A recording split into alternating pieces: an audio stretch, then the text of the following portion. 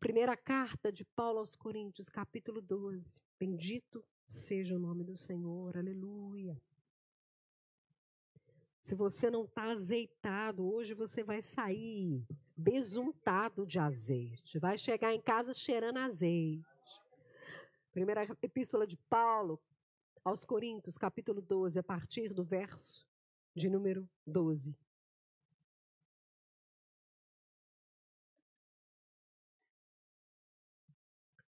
Ora, assim como o corpo é uma unidade, embora tenha muitos membros e todos os membros, mesmo sendo muitos, formam um só corpo. Assim também com respeito a Cristo. Pois em um só corpo todos nós fomos batizados, e em um único Espírito, quer judeus, quer gregos, quer escravos, quer livres, quer cruzeirenses, quer atleticanos. E a todos nós foi dado beber de um único Espírito. O corpo não é feito de um só membro, mas de muitos. Se o pé disser, porque não sou mão, eu não pertenço ao corpo, nem por isso deixo de fazer parte do corpo. E se o ouvido disser, porque não sou olho, eu não pertenço ao corpo, nem por isso deixa de fazer parte do corpo. Se todo o corpo fosse olho, onde estaria a audição? Se todo o corpo fosse ouvido, aonde estaria o olfato? De fato, Deus dispôs cada um dos membros no corpo segundo a sua vontade. Se todos fossem um só membro, onde estaria o corpo? Assim, há muitos membros, mas um só corpo. O olho não pode dizer à mão, não preciso de você. Nem a cabeça dizer aos pés, eu não preciso de vocês. Ao contrário, os membros do corpo que parecem mais fracos são indispensáveis. E os membros que pensamos serem menos honrosos, tratamos com especial honra. E os membros que em nós são indecorosos, são tratados com decoro especial. Enquanto os que em nós são decorosos não precisam ser tratados de maneira especial. Mas Deus estruturou o corpo, dando maior honra aos membros que dela tinham falta, a fim de que não haja divisão no corpo, mas sim que todos os membros tenham igual cuidado uns pelos outros. Porque quando o membro sofre, todos os outros sofrem com ele. Quando o membro é honrado, todos os outros se alegram com ele. Não diga que não.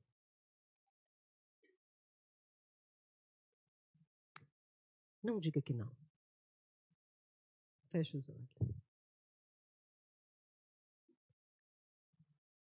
Pai, nós estamos numa série DNA. E nós cremos que o Senhor deseja, através dessas palavras e ministrações, fortalecer o nosso espírito, Deus, e curar o nosso DNA da enfermidade que o pecado plantou. Porque nós não somos apenas a sua imagem, mas nós somos a sua semelhança. Por isso, Deus, abra o nosso entendimento para receber essa restauração. Nós rejeitamos agora todo o espírito de resistência, toda a semente de Satanás, toda obra contrária, toda raiz de amargura que traz precedente para ação maligna, nós lançamos fora. Porque nós estamos besuntados, untados pelo azeite de Deus, que cura e nos protege. Em nome de Jesus, nos livra de qualquer barulho espiritual e nos ajude, Deus, a abraçar aquilo que o Senhor tem para nós. Em nome de Jesus. Amém. Glorifica a Deus e pode se sentar. Você não pode dizer que não. Era uma vez um rato. Ele morava numa linda fazenda. E numa fazenda tem muitas coisas para um rato se deliciar. Mas esse rato, ele era fino. Ele gostava de comer só aquilo da casa grande, da casa do fazendeiro. Afinal de contas, para que eu vou comer o feno das vacas ou o milho dos patos e das galinhas, se eu posso ir lá comer uma comidinha que a minha senhora está fazendo para mim? Porque sempre cai uma no chão, sempre fica uma vasilha para amanhã. E ele se deliciava. Só que um dia, numa manhã ensolarada, já se preparando para o seu café da manhã, esse rato foi à cozinha e... uma ratoeira. Que perigo. Tenho problemas. Então esse rato voltou para trás e correu lá no chiqueiro e disse: seu porco, me ajuda! E o porco comendo lavagem, com a articulação para baixo. O que você quer, rato? Tem uma ratoeira na casa grande. Ratoeiras não são problemas para porco. Ratoeiras são problemas para rato. E eu não preciso de você para nada. Ele virou o focinho e continuou comendo. O rato, desapontado, mas desesperado, corre no galinheiro. Dona Galinha, me socorre. Tem uma ratoeira na casa grande. E ela, papá. Ratoeiras não são problemas para galinhas. Eu não preciso de você para nada. E numa última tentativa, ele correu e foi falar com o boi. Boi, me ajuda. Você acredita que a senhora da casa grande teve a coragem, aquela egoísta, de colocar uma ratoeira para me pegar? E ele,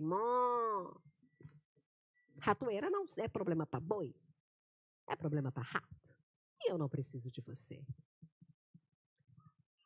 Só que na madrugada, a dona da fazenda levantou para tomar um leitinho, né? Ô, gente, um leitinho de fazenda. Mas não quis acender a luz. E ela não percebeu que a ratoeira tinha pegado alguma coisa. E ela desapercebidamente passou perto da ratoeira e ela foi picada por uma cobra muito venenosa. A dona da fazenda ficou de cama. E o que mais especial para uma pessoa doente do que uma canja de galinha? Papá, ratoeiras não é problema para galinha. A dona galinha se foi. A dona da fazenda não melhorou.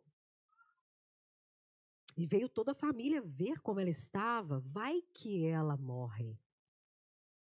E quando a família reúne, nós precisamos matar um porco. Lá se foi o seu porco. A dona da fazenda morreu. E para pagar todas as dívidas do seu velório, dos seus cuidados, precisou vender o seu boi para um abatedouro. E no final da história, volta o rato arrependido, porque tinha um problema muito sério com a ratoeira.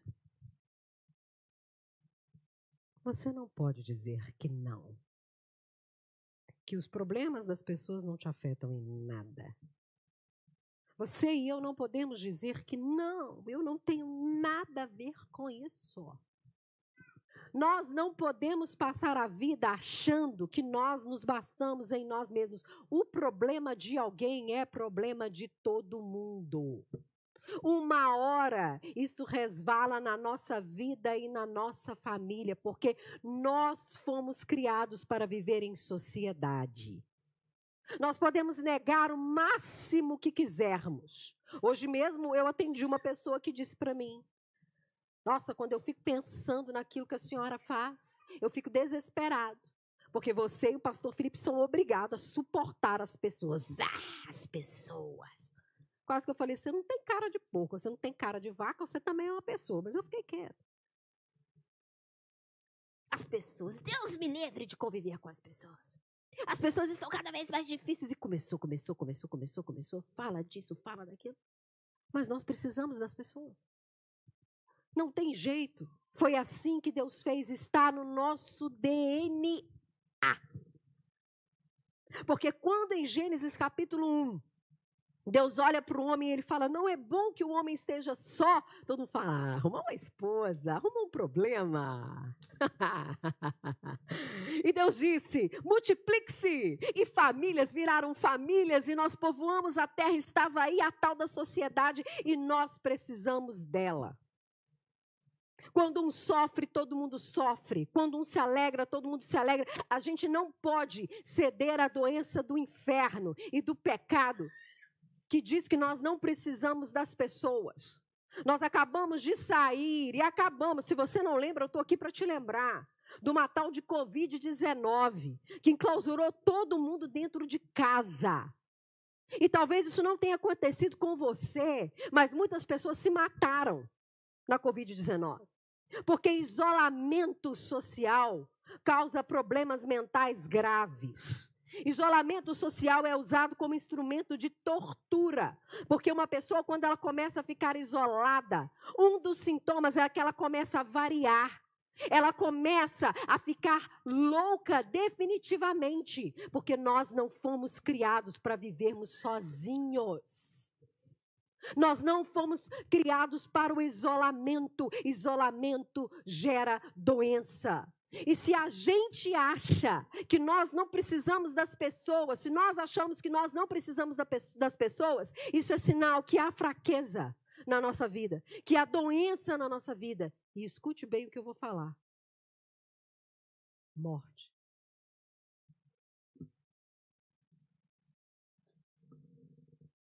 Quando nós não queremos conviver com as pessoas, nós nos tornamos fracos, doentes e suscetíveis à morte.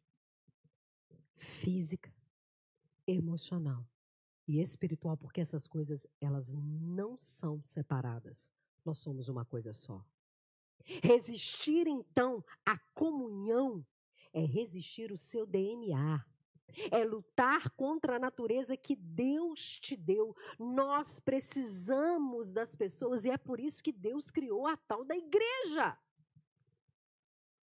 Porque quando o pecado ele veio ao mundo e tentou macular o nosso DNA e Cristo nos comprou com o seu sangue, o sangue de Cristo que nos purifica de todo pecado, restaura a nossa capacidade de convivermos com as pessoas diferentes de nós, que pensam diferente da gente, que são difíceis como eu sou difícil, porque se tu conviver comigo você vai se arrepender. Pode perguntar ao pastor Felipe, é um santo homem de Deus, creia nisso.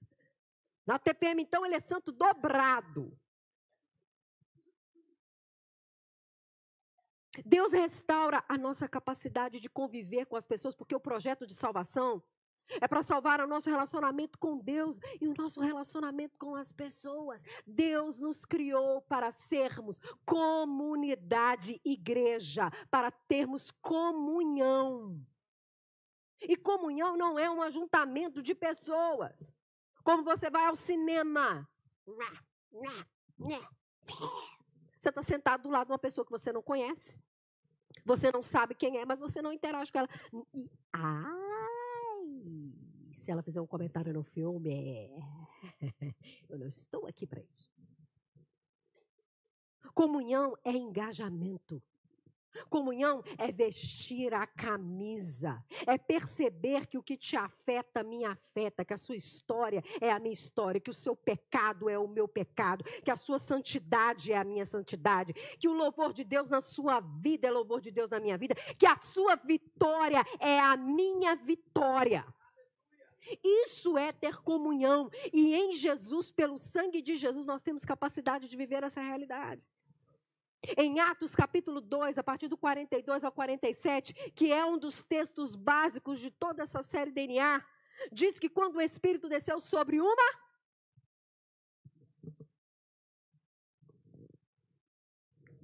igreja. Ele não desceu lá no Pedro, lá na casa dele, no João, lá no quintal. Ele desceu quando estavam juntos. Em Atos capítulo 2, do 42 ao 47, dizia que juntos eles partilhavam o pão. Juntos eles dividiam tudo. Juntos eles cresciam. E isso fazia com que eles galgassem a simpatia de todos. E por que, pastor? Porque só um poder sobrenatural faz a gente conviver com gente diferente da gente. Só um poder de Deus nos dá a capacidade de poder conviver com pessoas diferentes daquilo que nós somos. E as pessoas de fora viam naquela igreja que só um poder sobrenatural, que era o Espírito Santo, fazia com que eles fossem um. E sendo um, eles eram imbatíveis. Porque Deus criou a igreja, a comunidade de fé, para ser imbatível. Ninguém para a igreja, ninguém resiste à igreja, ninguém destrói a igreja, ninguém impede a igreja. Governos vêm e vão, e aqui está a igreja. Decretos de morte vêm e vão, e aqui está a igreja. Covid veio e foi, e aqui está a igreja. Ninguém para a igreja. E por causa de uma coisa muito simples. Porque nós somos corpo de Cristo. E é essa imagem que Paulo usa. Aleluia. Na primeira epístola aos Coríntios, capítulo 12, a imagem do corpo. Se você ler a epístola de Paulo aos Coríntios, gente, faça dever de casa. O exercício de ler a carta de Paulo aos Coríntios. Já disse aqui, digo de novo, me consola. Paulo cumprimenta. Que a paz de Deus esteja com vocês. Já vai direto no ponto central, capítulo 1. Estou ouvindo que tem divisões entre vocês. Contendas, maledicências. E ele diz, e isso acontece porque vocês são carnais. A igreja de Corinto era uma igreja que tinha uma arrecadação. Era uma igreja cheia de gente. Era uma igreja muito bem estruturada. Talvez tinha uma aparelhagem de som igual a essa. Um louvor potente igual ao nosso. Amém? Talvez tivesse ministérios muito bem estruturados, cheias de dom espiritual. Quem entrava paralítico saía andando daquela igreja. Era língua estranha, era fogo para lá, fogo para cá. Só que Paulo diz, vocês acham que vocês são espirituais, mas o que vocês são é carnais. Porque se vocês fossem espirituais, vocês venciam essas picuinhas que há entre vocês. Essas maledicências, esses partidarismos, porque eu sou de Paulo, eu sou de Apolo, eu sou de Cristo, eu sou de Pedro. O apóstolo Paulo diz assim, e Pedro é alguma coisa, e Paulo é alguma coisa, e Apolo é alguma coisa. Um planta, outro rega, mas tudo vem da mão é de Deus. Se vocês fossem espirituais, vocês teriam a mente de Cristo. E na mente de Cristo, quando nós somos corpo de Cristo, não tem divisão. O culto de vocês até acontece, mas eu não posso elogiar vocês. Porque o que eu vejo em vocês é extremamente reprovável. E no capítulo 11, Paulo bate pesado. Porque ele diz assim, até quando vocês reúnem para a ceia do Senhor, a ceia é vergonhosa. Porque tem gente que sai carente da ceia. Tem gente que sai com fome. Eu não posso elogiar vocês por causa disso. E ele começa a falar da ceia do Senhor. Aquilo que eu recebi do Senhor foi aquilo que eu entreguei para vocês. Que na noite que o Senhor foi traído, ele partiu o pão e disse, esse é o meu corpo dado em favor de vocês, comam em memória de mim. Levantou o cálice dizendo, esse é o sinal da aliança que eu faço com vocês, bebam em memória de mim. E Paulo disse, e aquele que toma do corpo indignamente é réu de morte. O que é tomar do corpo indignamente? Paulo não está falando do pão e do suco.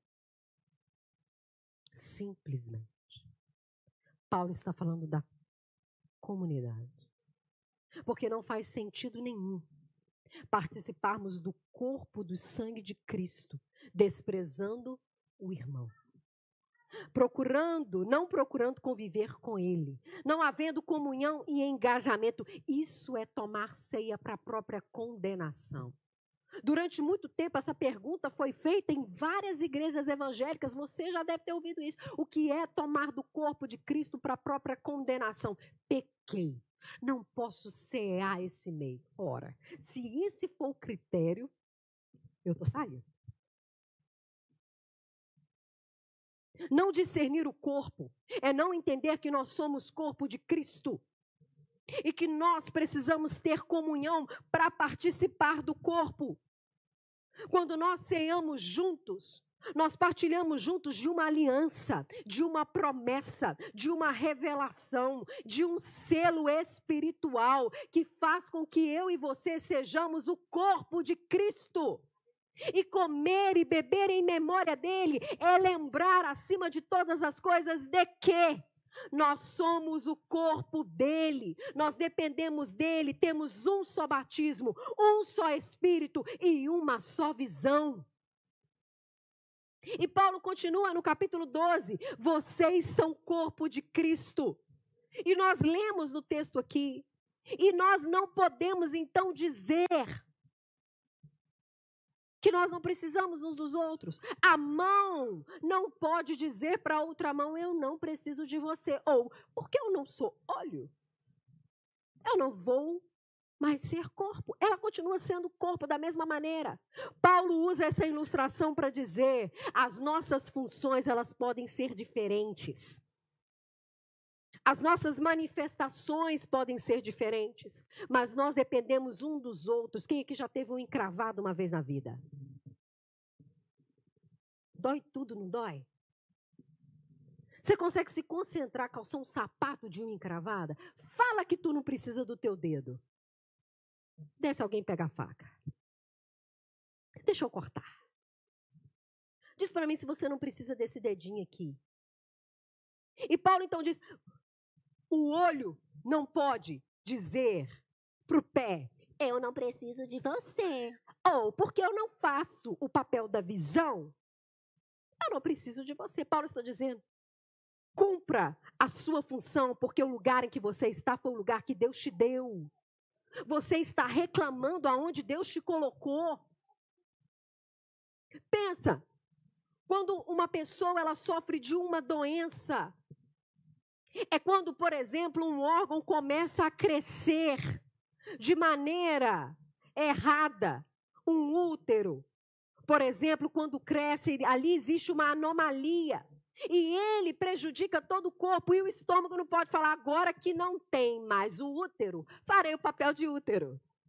Isso não acontece, porque cada coisa no corpo foi colocado no seu devido lugar. E quando um sofre, meu filho, todo mundo sofre. Quando a tua unha encrava, você dá até dor de cabeça. Você fica desorientado. Agora, quando um se alegra, mulherada, quando tu faz a tua unha final de semana, fala se você não cresce toda. Estou glamurosa. Você até conversa assim. Porque nós damos honra para coisas insignificantes. E isso, gente, tem um mistério espiritual. Porque na igreja de Cristo não existe maior, não existe menor. Todos nós somos irmãos.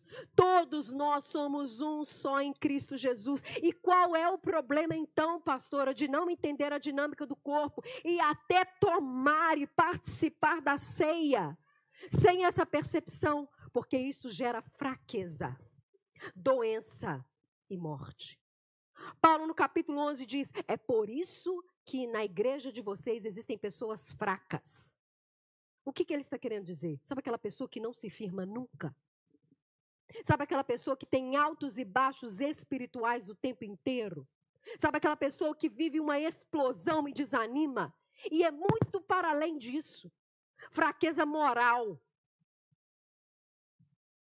Eu não consigo. Eu não consigo vencer o meu vício da pornografia. Eu não consigo vencer o meu vício do álcool. Eu não consigo vencer o meu vício de droga. Na comunidade de Corinto, existia tal imoralidade que no capítulo 5 Paulo diz assim: nem entre os gentios tem essa pouca vergonha. Transliteração da pastora Lei de 2025. Essa pouca vergonha que existe no meio de vocês. A igreja de vocês é fraca. Quando a igreja é fraca na comunhão, todo mundo perde. É daí que vem os escândalos. É exatamente daí que acontece coisas que deixam as pessoas do lado de fora escandalizadas com o nosso procedimento. Falhou na comunhão. Paulo está diagnosticando o câncer, a célula que está operando fora da ordem do corpo. A fraqueza no meio de vocês, porque não há comunhão. E ele continua, a doença no meio de vocês.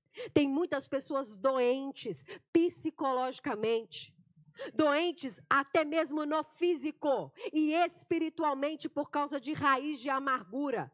Paulo nos adverte que falta de perdão, ouça isso porque isso é grave, abre porta para ação demoníaca. Você acha que o diabo entra como? Raiz de amargura. Provérbios diz, tem 6 coisas que Deus detesta, a 7ª Deus abomina, contenda entre os irmãos. É aí que o diabo entra. É aí que ele trabalha. Na raiz de amargura. E ele causa doença, e acredite em mim, tem doenças físicas que a gente sofre, que nós sofremos, porque existe raiz de amargura no nosso meio. Não é a coluna, não, meu filho. É a tua espiritualidade. E a comunhão existe para curar. E ele vai mais além. Muitos de vocês dormem. Não, não é sono. Paulo está falando de morte. Muitos de vocês vão no culto, sai do culto, entra culto. Levanta a mão, canta, cumprimenta, volta para casa. E a vida continua a mesma coisa. E no outro domingo, levanta, vai para o culto, vai na escola dominical, participa dos cultos, canta, participa da célula, mas está morto. Quando a morte chegar, só vai levar o corpo, porque a vida já foi há muito tempo. Morte. A comunhão traz vida. Quando eu tenho engajamento, quando eu me importo, quando eu quero me aproximar do outro e quero cuidar do outro. Ai, mas a gente tem que cuidar da gente primeiro. Ai, gente, isso é sabedoria segundo o mundo.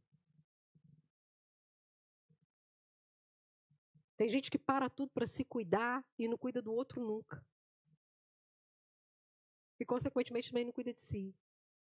Porque o outro é reflexo daquilo que eu sou. Por que você acha que Deus criou a mulher? É para fazer frente ao homem, menos sua mulher é frente a você, ó. É de Deus na tua vida, glorifica pela vida dela. É o teu espelho. É aquela que faz você pensar nos teus erros. Eu discordo. Discorda por quê? Por causa disso, está tudo bem. Nós somos diferentes. Mas quando nós resolvemos ter comunhão, eu cuido de você, você cuida de mim. Quando nós somos uma comunidade pastora, pastorado não se trata só da posição que eu ocupo ou do cargo que eu ocupo. E muita gente entende o pastorado errado. Porque o pastor e a pastora são pagos para cuidar da gente. Nós cuidamos uns dos outros. Eu cuido de vocês e vocês cuidam de mim. Nós cuidamos de vocês e vocês cuidam de mim. Nós somos uma comunidade. Eu estou aqui para edificar a sua fé e vocês edificam a minha. Porque no corpo de Cristo, não existe essa de que eu não preciso de você. Eu preciso da igreja. A igreja precisa de mim. Ninguém está aqui para cumprir uma função. Porque eu não sou produto gospel. Eu estou aqui porque eu acredito no mistério do corpo de Cristo. Eu acredito que a igreja é lavoura de Deus e é edifício do reino. Eu acredito que Deus me deu um chamado para edificar a sua vida, ver a sua história transformada, ver a sua vida cheia do Espírito Santo. E quando você cresce, meu irmão, creia. Pastor Felipe e eu jubilamos com cada vitória de vocês. Não há uma manhã que a gente não coloca o joelho diante de Deus e fala: Deus, prospera esse povo. Enche esse povo do Espírito Santo, porque se vocês avançam, eu avanço com vocês, porque não existe eu, existe nós. Nós somos corpo de Cristo, mas o inferno, é lá que vem esse barulho. Tenta plantar na cabeça da gente que eu vou na igreja, porque a salvação é individual.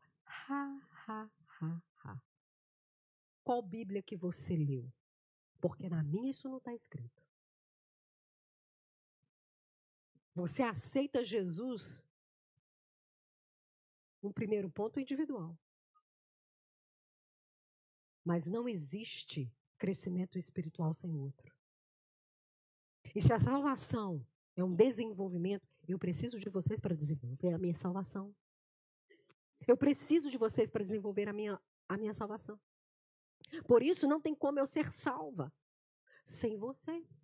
Eu dependo daquilo que o Espírito faz em você. Mas o inferno plantou essa teologia do mal para fazer com que as pessoas venham para a casa de Deus, sentem, eu vou assistir culto. Muito obrigada, eu sei que eu sou bonita. Mas se você veio aqui para me assistir, perdeu o seu tempo. Nós viemos aqui porque, segundo o Salmo de número 133, uma unção diferenciada desce quando a igreja está junta. E não é qualquer unção, não. É aquela sacerdotal que desce sobre a barba de Arão. É aquela que te unge para você fazer aquilo que você não é capaz. Mas é Deus quem te capacita. É por isso que nós somos igreja. Mas tem que haver engajamento. As juntas têm que estar ligadas. Porque um órgão fora do corpo é podre. Tem que ser lançado fora. Jogado fora. Mas quando cada um entende o seu lugar, entende a ideia da colaboração, todo o corpo é edificado e todo o corpo se alegra. E nós somos sarados. Deus deseja curar a nossa fraqueza, nos livrar da doença e nos tirar da morte do sono espiritual. Desperta você que dorme. Mas, pastor, as pessoas da igreja são difíceis. Se olha no espelho que eu vou te apresentar uma pessoa muito difícil.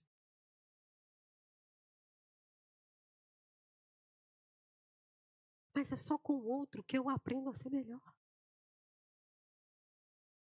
E Deus tem uma promessa para a igreja, porque o apóstolo Paulo diz: Cristo é o nosso cabeça.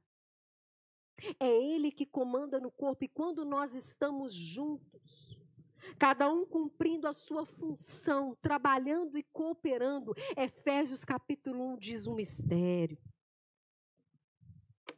Diz que Jesus, quando aceitou morrer pelos nossos pecados, foi elevado aos céus, assentou à direita de Deus Pai.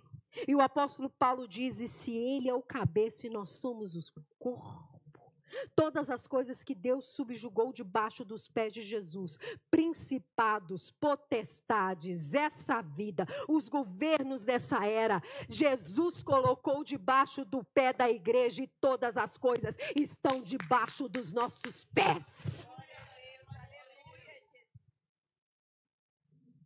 Se somos corpo com Ele nós estamos assentados e ressurretos num trono. E toda a autoridade nos foi dada debaixo desse céu. Mas isso só é possível quando eu sou corpo. Porque fora da lógica da cabeça, eu não consigo operar nessa lógica. Meu irmão e minha irmã, A igreja foi feita para reinar nesse mundo. O reino de Deus já começou. E não há ordem do mal, do inferno que possa resistir ao corpo de Cristo, porque Ele já está glorificado nas alturas. Ele já está sentado sobre um trono. Ele já é rei sobre todas as coisas. E toda língua vai confessar que Jesus Cristo é o Senhor. E eu, como igreja, estou assentada com Ele. E todas as coisas estão subjugadas debaixo dos nossos pés. Todas as coisas. É debaixo do meu pé. Eu sou igreja. E o apóstolo Paulo diz em Romanos capítulo 16, em breve, o Deus de paz esmagará Satanás debaixo dos nossos pés. Mas para isso acontecer não tem eu.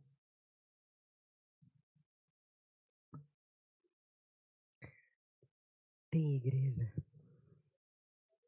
Tem que ser corpo. E o chamado do Espírito para nós hoje é: sejamos corpo. Aqui tem um lugar para você. E eu não estou falando desse banco lindo, maravilhoso, confortável. Eu estou falando um lugar para você amar e servir comigo até que Deus seja conhecido. Um lugar para você. Corpo. Mas se você é rim, para de tentar ser estômago. Porque você não tem essa capacidade. Procuremos saber de Deus o nosso lugar. Sejamos corpo. Porque assim, nele, nós já somos. Nós já somos mais do que vencedores. Você é igreja comigo? Então se coloca de pé.